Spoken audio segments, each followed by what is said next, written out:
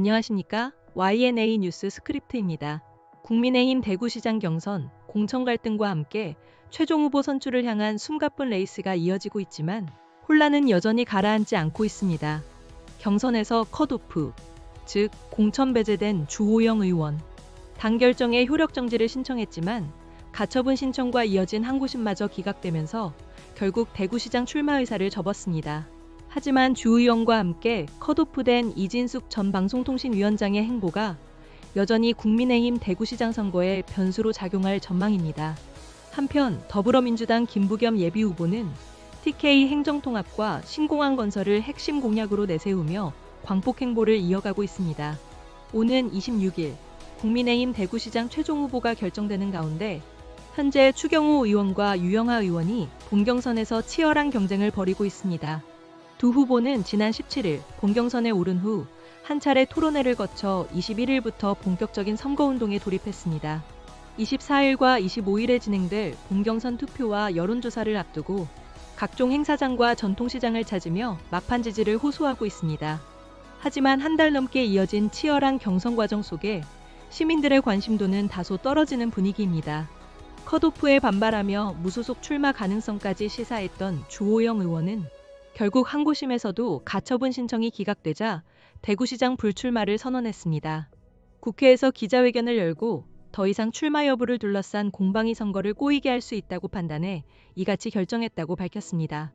주 의원은 불출마를 선언했지만 이진숙 전 위원장은 여전히 무소속 출마 가능성을 열어둔 채 대구시장 출마 의사를 굽히지 않고 있습니다.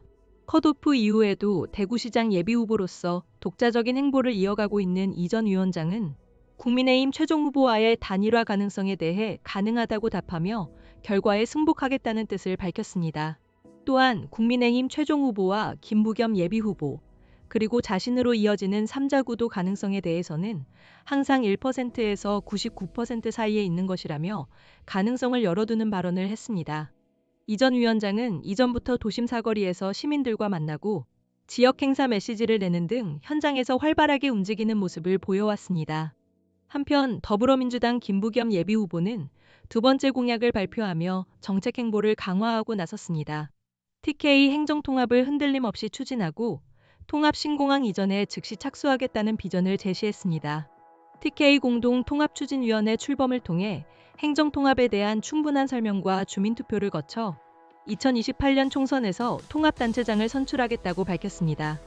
신공항 건설과 관련해서는 총 1조 원의 예산을 확보하고 설계부터 부지 매입, 인근 주민 지원까지 신속하게 추진하겠다고 말했습니다.